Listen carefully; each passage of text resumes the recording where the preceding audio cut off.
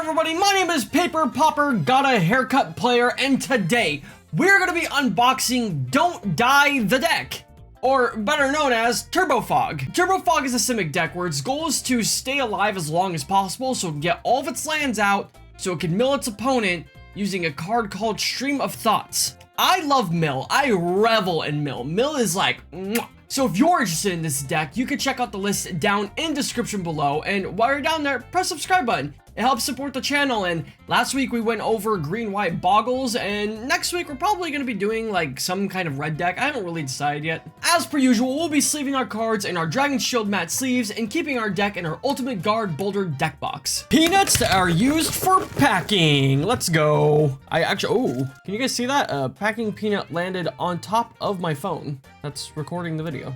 That was so interesting. I love this token.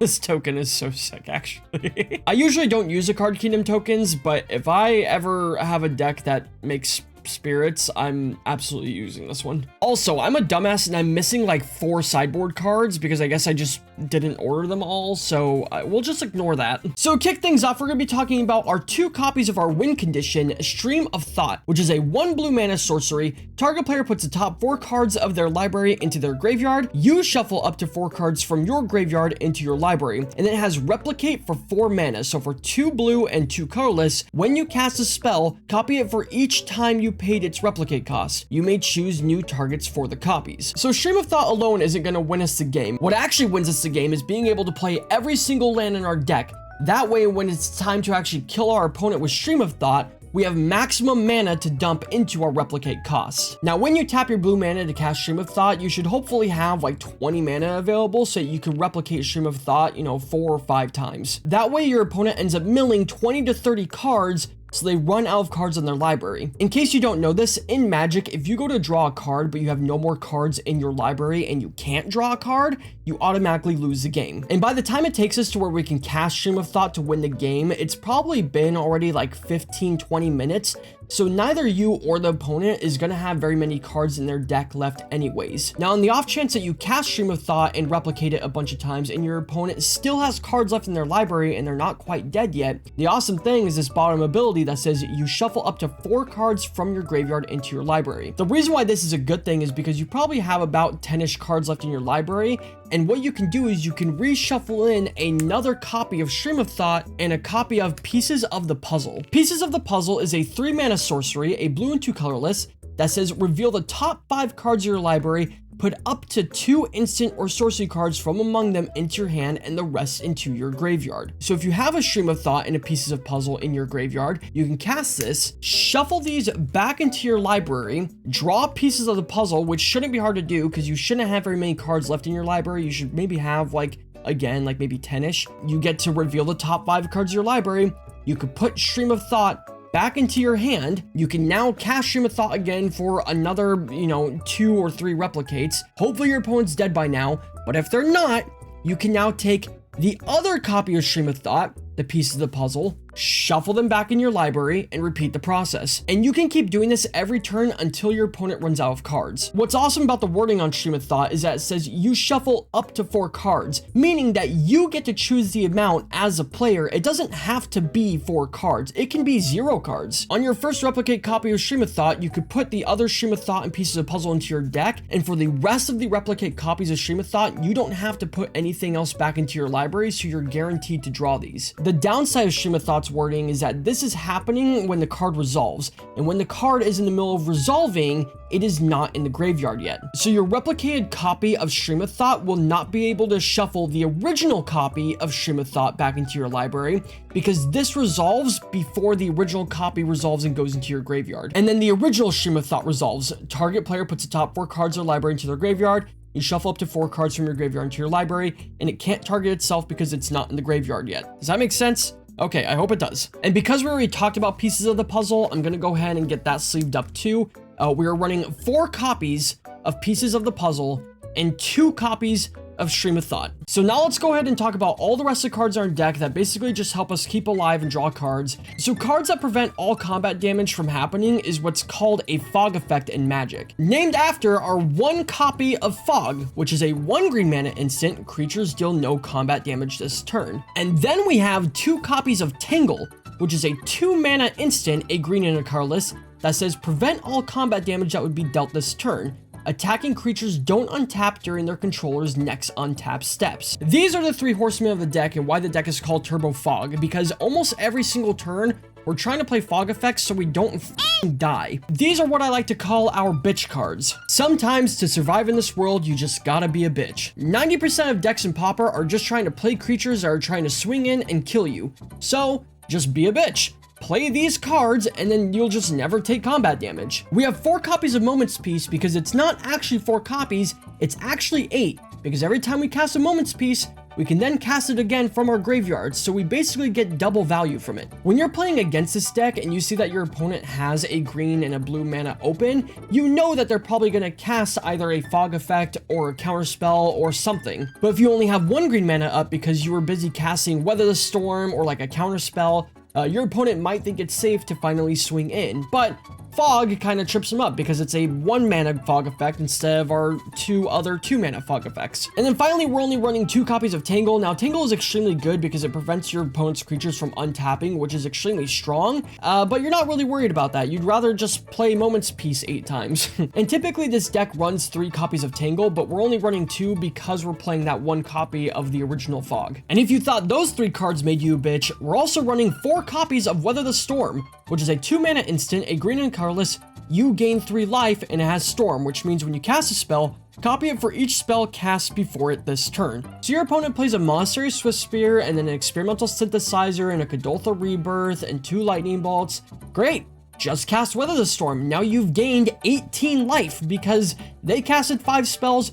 Weather the Storm counts as your 6th spell. You just gain 18 life. You're either preventing combat damage so your opponent can't attack you, or anytime they cast more than 2 spells, you're casting Weather the Storm so you gain 9 life, and they just don't win. Next up, we're running 4 copies of Preordain, which is a 1 blue mana sorcery that says scry 2, then draw a card. Scrying 2 means you look at the top 2 cards of your library, then put any number of them in the bottom of your library and the rest on the top in any order. So you look at the top 2 cards of your library, you can leave them exactly how they were and just draw them as they are, or you could put one on the bottom of your library if you don't want it, or you could put both of them on the bottom of your library and look at a 3rd card. I mean, that's completely up to you. Next up, we're running 4 copies of Arcane Denial, which is a 2 mana instant, a blue and a colorless, counter target spell.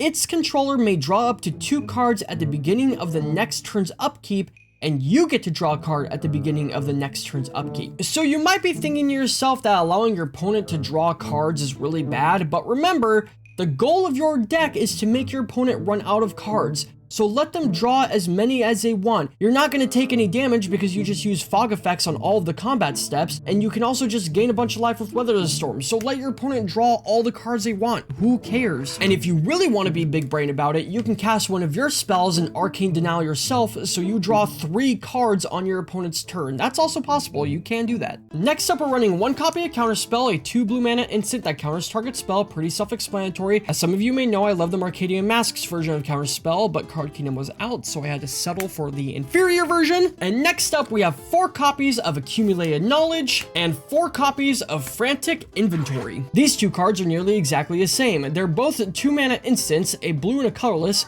Accumulated Knowledge says draw a card, then draw cards equal to the number of cards named Accumulated Knowledge in all graveyards. And Frantic Inventory says draw a card, then draw cards equal to the number of cards named Frantic Inventory in your graveyard. So the only difference between the 2 is that if your opponent is playing Accumulated Knowledge, you also get to draw cards for all of the copies of Accumulated Knowledge in their graveyard as well. With that being said, there's a very small chance of that, so these are basically just 8 copies of the same card. So next up, we have 4 copies of Gross Spiral, which is a 2 mana instant, a blue and a green. Draw a card, you may put a land card from your hand onto the battlefield. This is where the name Turbo comes from, because Turbo means going really fast, and Gross Spiral allows us to play extra lands, which means that we just have more mana than our opponent does, so we're basically like skipping turns. which is really good. Also, I love this card because you don't really see dual color cards in Pauper very often, so it's nice to see like a gold border card in common. It's just my favorite. I don't know what to tell you. Okay, so let's go ahead and talk about our 22 lands, starting off with Simic Growth Chamber. Simic Growth Chamber enters the battlefield tapped. When it enters the battlefield, return a land you control to its owner's hand. When you tap Simic Growth Chamber, add a green and a blue to your mana pool. So this is what's called a bounce land. Now, you can't play bounce lands on turn 1 because if you play it on turn 1 and its ability goes off that says return a land you control to its owner's hand, so it just goes back to your hand and then now you haven't played a land for turn, but it's good every other point in the game. Bounce lands are also pretty bad if you don't have a way to cheat them in. For example, on your second turn, if this is your second land, you play this, you bounce your land to your hand, and now you just have this on the field and you don't have mana, and then on your third turn, you play your third land, and now you're just at 3 mana anyway, so you basically skip your second turn for no reason. Unless you're playing a card like Growth Spiral. On your second turn, you can play your second land, tap it, play Growth Spiral, draw a card, and then you get to place a land from your hand onto the battlefield.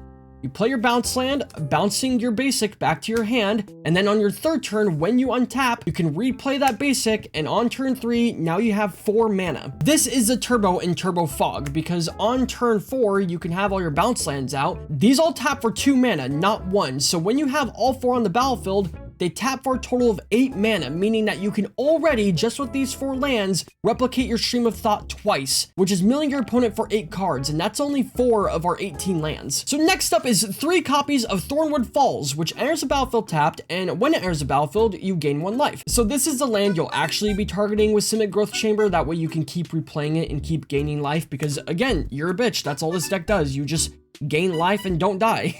And next up, we have 2 copies of Quandrix Campus, which also enters the battlefield tap, but for 4 mana, you could tap it and scry 1. So in the mid game, when you have all of your extra mana, but you're not quite at your game plan yet, and you're kind of digging for answers, you can use these to help dig through your deck if you don't really have anything useful in hand. Next up, we have 2 copies of Desert. The deck used to run 4, but I think it's getting trimmed because it's just kind of hard to have that many colorless lands in your deck. But anyways, Desert is a land that taps for colorless mana, or you could tap it to deal 1 damage to target attacking creature, activate only during the end of combat step. What that means is that you can only activate that ability after combat damage has been dealt. And multiple deserts is really strong because when your opponent goes to combat, you can cast Moment's Peace to prevent combat damage, and then you could tap your deserts after combat to deal 2 damage to a target creature or deal 1 damage to 2 different creatures and so on. But deserts are really good in dealing with your opponent's Thrabin Inspectors and Squadron Hawks and Goblin Tokens and just all those things. And then finally, we're running 7 basic islands and 2 basic forest. Okay, so now let's go ahead and get into the sideboard, starting off with 1 additional copy of Stream of Thought. This is in case your opponent's playing control, that way you just have extra copies, and if the game's going really long and you just need an extra copy. Next up, we're running 3 copies of Fairy Macabre? Macabre? I don't speak French. It's a French word because I looked it up and I don't speak French. This is a 3 mana 2/2 creature for 2 black and a colorless that says discard Fairy Macabre. Remove up to 2 target cards in graveyards from the game. So we are never actually casting this spell. We're literally putting this in our deck so that when our opponent's playing cards that interact with their graveyard, we can just discard Fairy and remove 2 cards from their graveyard. And we could do this at any point. The second they put their cards in their graveyards, we could just discard Fairy. And the great thing about Fairy is that when we discard it, we can use Stream of Thought to put it back in our library and draw it again. It's a very good card. We're running 3 copies of them, but I forgot to order the 3rd copy, so I only have 2 with me, whatever. Next up, even though I only have 1 in hand, we are running 3 copies of Return to Nature, which is a 2 mana instant, a green and a colorless. Choose 1, destroy target artifact, destroy target enchantment, or exile target card from a graveyard. More graveyard hate, can destroy an artifact, can destroy enchantment, pretty easy. We're running 3 copies of those. Next up, we're running 4 copies of Tolarian Terror, which is a 7 mana 5/5 creature, a blue and 6 colorless that says, this spell costs 1 colorless less to cast for each instant sorcery card in your graveyard, and it has Ward 2, which means whenever this creature becomes a target of a spell or ability an opponent controls, counter it unless that player pays 2 mana. Why the hell are we running Tolarian Terror in this deck? Well, the reason is primarily for the mirror matchup. When we play against another Turbo Fog deck, you and the opponent both know that neither of you have any creatures in the deck. So being able to prevent combat damage doesn't matter because there's no creatures in play. So when you go to game 2 and your opponent is sideboarding, they're going to take out all of their fog cards for Fairy Macabres and Return to Nature and whatnot because you don't have any creatures until you put Tolarian Terror in your deck. Outside of that, Tolarian Terror is just a big boy. Maybe your opponent isn't playing all their spells on a single turn, so your Weather the Storm actually doesn't really matter that much. Okay, well, bring in the Tolarian Terror so you at least have a big blocker to help your fogs. And then finally, we have 4 copies of Blue Elemental Blast, a 1 blue mana instant, counter target red spell or destroy target red permanent. Please excuse the disgusting white border. When I ordered them from Card Kingdom, they were out of the black border, so I just have these and I hate them, but that's okay. So that is going to be Turbo Fog for Pauper. If you enjoyed this deck, like I said, the list will be down in description below. I'm really excited for this deck. I've had my eyes on it since I started playing Pauper because I just love Mill because I'm just an awful human being. I really wanted to get Jace's Erasure to work in like other decks, like I was brewing with it, and it just never came to be. So I'm glad to finally have this. And if you enjoyed the video, please press subscribe button down below. It supports the channel. In the next couple weeks, I'm going to be opening up some other decks. I don't have like an idea about which deck is going to be next. I have a few ones I want to get, but you know, it's just picking one. And then I have some other content that I have planned out. So thank you guys so much for watching, and we will see you in the next one.